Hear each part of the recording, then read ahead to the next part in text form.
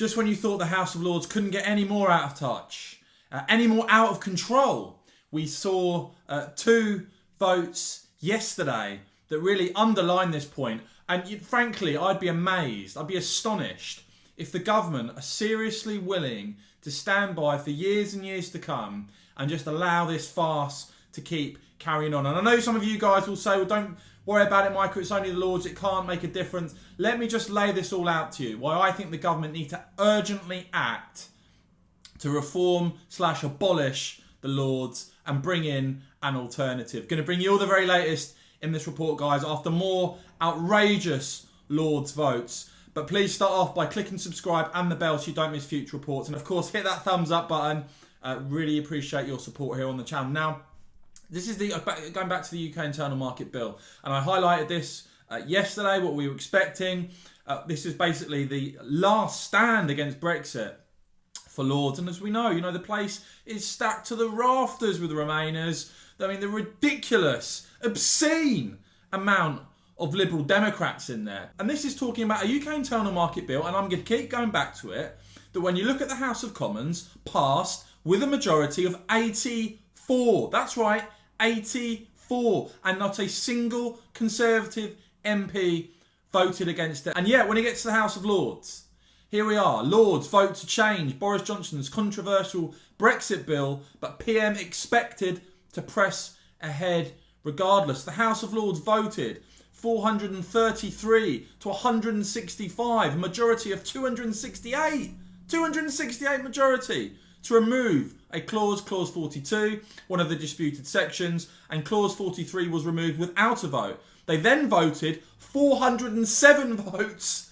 I mean, this is farcical. 407 votes to 148, a majority of 259 to remove clause 44 relating to the Northern Ireland Protocol. This is a UK Internal Market Bill championed by Prime Minister Boris Johnson, supported by MPs off the back of a general election to a House of Commons that, yes, we the people actually get a vote on.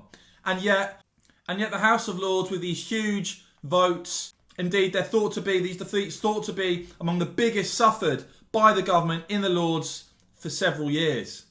Now, just to drill into this, clause 44 of the UK Internal Market Bill regarding ministers' power to disapply or modify export declarations and other exit procedures for goods moving to Northern Ireland to Great Britain. Members voted to remove clause 44 from the UK Internal Market Bill. 148 voted to retain. 407 peers voted to remove. That's a majority of 259. Only 148 of the entire place voted to retain. That included 134 Conservatives. And of course, you had some Brexiteers in there, such as Claire Fox, such as Kate Hoey, Nigel Dodds of the DUP. But 407 again. You've got the Archbishop of Canterbury in there. Oh, yeah. 38 Conservatives, including the likes of Ken Clarke, now Lord Clarke of Nottingham. Former Conservative Party leaders voting to remove this clause, including Lord Howard, Lord Haig of Richmond. Oh, and 142 Labour peers, including the likes of, you've guessed it, Lord Adonis, and 77 Liberal Democrats.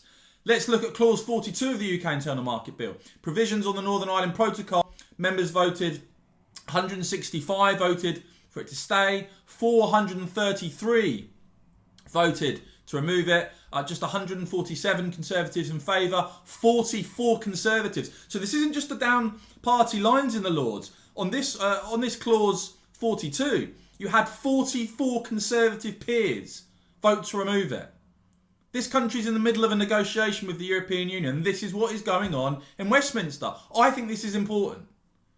44 Conservative peers, including Lord Barwell, the former Chief of Staff to Theresa May, under that government, did such a fabulous, wonderful job, didn't they? Negotiating with the EU. We should really listen to them on what we should be doing in the middle of these negotiations, shouldn't we? Absolutely. These people really showed the UK how to negotiate. I mean, what an absolute joke. 156 Labour and 81 Liberal Democrats also voting to remove. Now, one person who did attempt to bring some sanity and common sense to proceedings was my former Brexit Party MEP colleague Claire Fox. She tweeted out a statement with some video saying, "Tonight I tried to remind the majority of Lords, declaring they will do whatever is necessary to remove Part 5 from the Internal Market Bill, that this was an affront to democracy. I pointed out that the majority and the unelected Lords seem happy to give preference to binding sovereignty of an international treaty over honouring democratic sovereignty at home. Guess what? A debate which was presented to be about international law was really a struggle at the heart of Brexit. It always comes back to this key question.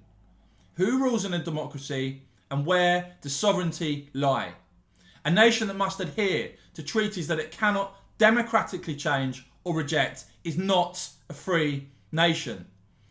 But sadly, the reality is that the likes of Claire Fox are in a significant minority in the House of Lords. I'm going to get to what the government should do on this, but let me just give you, because some of you guys will say that's the Lords, the government can power on food. Let me just give you a taster of the sentiment in that place. Here's Dick Newby, Liberal Democrat peer and leader of the Lib Dem group in the House of Lords. A Lib Dem group that, and one of these votes alone, had 81 Lib Dem votes. This is a party polling, what, 5-6%? It's a joke. Dick Newby. The massive government defeat on the Internal Market Bill last night should lead them to drop it.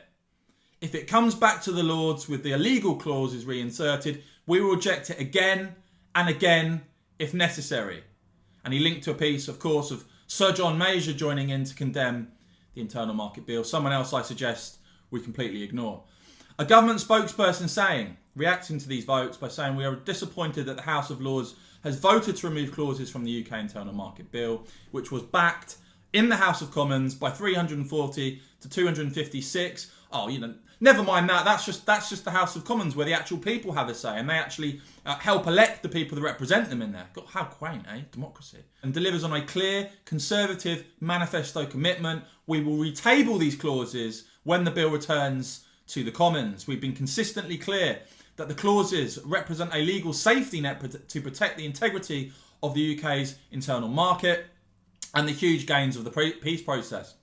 We expect the House of Lords to recognise, they say, that we have an obligation to the people of Northern Ireland to make sure they continue to have unfettered access to the UK under all circumstances." Conservative MP John Redwood also commenting on this, saying the Internal Market Bill does not break the law but changes the UK law to help trade. Why does the House of Lords always take the EU line and seek to undermine the UK's negotiations? Why do they always want us to be governed by Brussels? I've said this before, I'll say it again.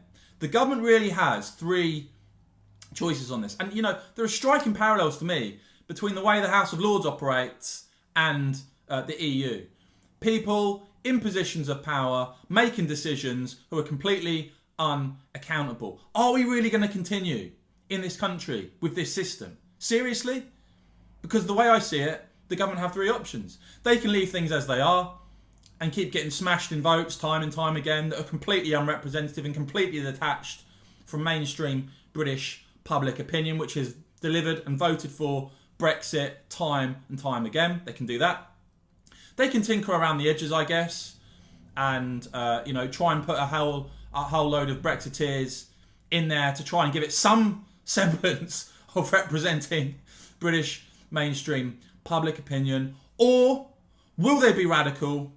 Will they abolish or change this chamber to including some form of proportional representation, so you can actually turn what is an unelected, unaccountable house into a house or into a Senate or whatever you want to call it, that is represented on PR, that actually injects a form of dynamic, democratic accountability and energy into the British political system. Those are the choices. I hope the government are radical. This can't be allowed to go on, but do let me know what you think about this in the comments, guys. Keen to hear from you, and if you've enjoyed this report, if you found it helpful and informative, please help me out.